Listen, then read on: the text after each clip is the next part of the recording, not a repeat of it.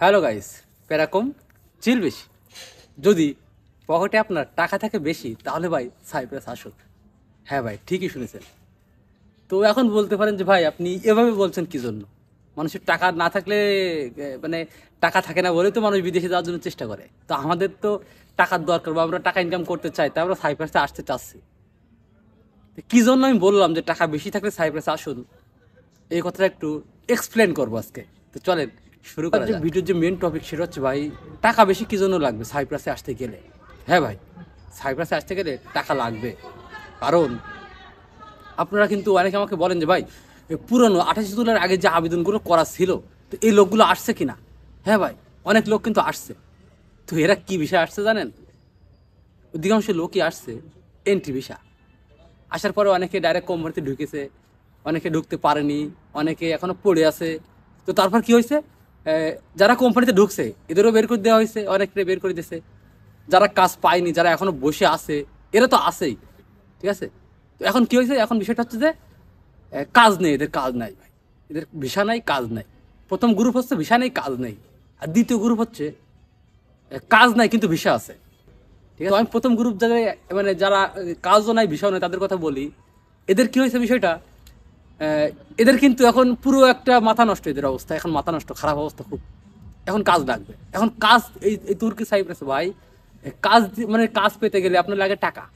ঠিক আছে, সর্বনিম্ন 500 ইউরো, যে কোনো একটা কাজ। 500 ইউরো ছাড়া আপনি কাজে ঢুকতে পারবেন না। কোনো ভাই বেড়াদার, বন্ধু বান্ধব, আত্মীয় স্বজন, মামু খালু আপনাকে ভাই ফ্রিতে কাজ দিবে না তুর্কি সাইপ্রাসে বর্তমানে। তো আপনি যদি অলরেডি বাসার থেকে দিনাদায়ী করে, ধার দিনা করে, লোন কিস্তি টিস্তি করে বিদেশে আসেন, তাহলে তো আপনার টাকা থাকবে না, থাকবে? তো এখানে আসার পরে যখন এই যে টাকাটার দরকার হবে, আপনি টাকাটা কোথায় পাবেন? সম্ভব না। তো আপনার কিন্তু এবার লোকের হাত পা ধরা দিয়ে শুরু হয়ে যাবে। 1 মাস, 2 মাস, 3 মাস আপনি বসে থাকবেন। অবশেষে কি হবে, এমনও হইতে পারে আপনার ফিরে বাড়ি যেতে হচ্ছে, কিংবা আপনার পুলিশি ধরে বাড়ি পাঠাই দিচ্ছে। ঠিক আছে। আর দ্বিতীয়, যাদের ভিসা আছে কিন্তু কাজ নেই, অর্থাৎ এই দালালরা, অর্থাৎ ওই মামারা এনে এদেরকে একটা ভিসা করে দিছে। ঠিক আছে ভাই, এদেরকে একটা ভিসা করে দিছে। ভিসা করে দেওয়ার পরে ওদের কিন্তু কাজ নেই। তো ভিসা চালাতে গেলে কিন্তু একটা সিগরটা দিতে হয়। তো সিগরটা যদি আপনি না দেন তাহলে কিন্তু সমস্যা, ভিসাটা ক্যান্সেল হয়ে যাবে। কিংবা পরবর্তীতে যখন ওই ভিসার সিগরটা দিতে যাবেন একটা নির্দিষ্ট মেয়াদ পরে, তখন জরিমানা দেওয়া লাগবে। তো এদের এদের তো কাজের একটা টেনশন আছে, সাথে এদের ভিসাটা রানিং করার একটা টেনশন। তো কাজ পেতে গেলে টাকা লাগবে, এদিকে আবার বিষয়টার এই যে সিগরটা নিজের দেওয়া লাগতেছে, তাহলে কি টাকা লাগবে না? তাহলে আপনি যদি অলরেডি বাড়ি থেকে সব কিছু শূন্য করে যদি সাইপ্রাসে আসেন, তাহলে তো আপনি টিকে থাকতে পারবেন না, পারবেন?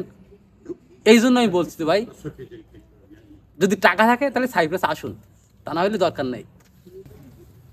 তো মূলত আমরা যে বিষয়টা বোঝানোর চেষ্টা করলাম সেটা হচ্ছে, আপনার টাকা থাকতে হবে ভাই, অর্থাৎ ব্যাকআপ কিছু মানি আপনার থাকা লাগবে। কেননা আপনার যদি ব্যাকআপ কিছু টাকা না থাকে তাহলে ভাই আপনি আসতে পারবেন না সাইপ্রাসে। আর আসার পরেও আপনি বিপদে পড়ে যাবেন, আসার পরে আপনি বিপদে পড়ে যাবেন।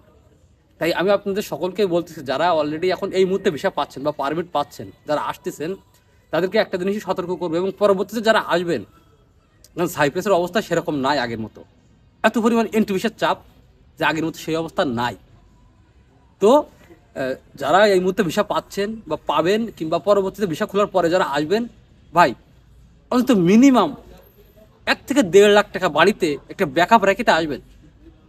আর অতিরিক্ত ধার দিনা করে এনজিওর কিস্তি নিয়ে, সুদের টাকা নিয়ে ভাই তুর্কি সাইপ্রাসে আসার কোনো দরকার নেই। আমার মনে হয় কোনো আসার দরকার নাই। ঠিক আছে। তো বিভিন্ন ধরনের টপিক থাকে, তো আজকের টপিকটা একটু অন্যরকম টপিক, তো আপনাদের মাধ্যমে তুলে ধরার চেষ্টা করলাম। তো আশা করি বুঝতে পারছেন যে সাইপ্রাসের অবস্থাটা কি, কাজের বিষয় বর্তমানে। তো সবকিছু মিলাই আল্লাহ হাফেজ, বাই বাই।